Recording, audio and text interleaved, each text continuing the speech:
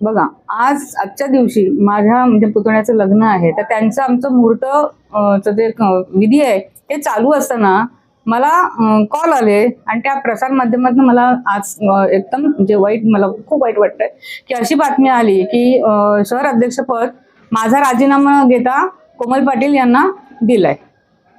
हे अत्यंत चुकीच्या गोष्टी आहेत. सर्वप्रथम तुम्ही आमचे शहर अध्यक्ष म्हणजे कोणीच कुठलंही पद असू दे त्याचा राजीनामा स्वीकारणं गरजेचं असतं आणि त्याच्यानंतर तुम्ही ते दुसरं नियुक्त करू शकता. परंतु असं काही न घडता डायरेक्टली तुम्ही त्यांना नियुक्त पत्र दिलं आणि सगळीकडे म्हणजे सोशल मीडियावर सगळीकडे ते व्हायरल झालं की असं असं पद्धत तुम्ही त्यांनी डिक्लेअर केलेली आहे. हा सर्वस्वी माझ्यावर झालेला अन्याय आहे.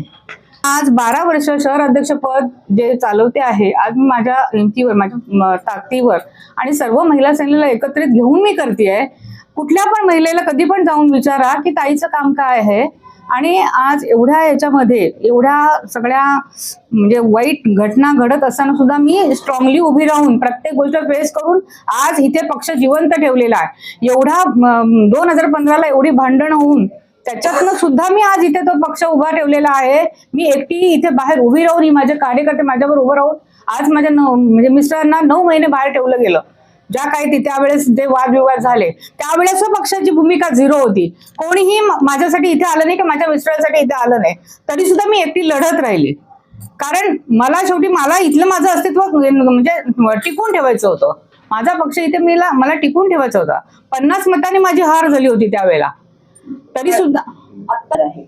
ह्या चुकीच्या गोष्टी जर घडल्या आहेत, माझ्याकडे एवढा मोठा पद असताना त्यांनी मला पहिल्यांदा कळवायला पाहिजे होतं.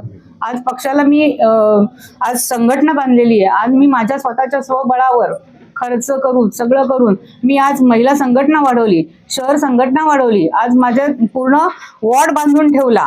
वॉर्डचे माझे किती नंबर बदली झाले, 100, 74, 35, आता 27 आहे. याच्यात सुद्धा मी माझं अस्तित्व टिकून ठेवलेलं आहे. मग अशा परिस्थितीमध्ये मला म्हणजे साईडला करून जर तुम्ही दुसरं पद ठेवताय ते चुकीचं आहे ना. माझा असा काही विचार नाही आहे किंवा मी असं काही करणार पण नाहीये.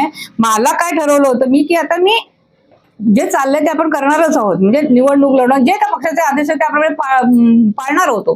परंतु ह्या अशा घटना ह्यांनी घडवून ठेवलेल्या आहेत की नाईलाजाने मला काही गोष्टी करण्यास यांनी आता प्रवृत्त केलेला आहे.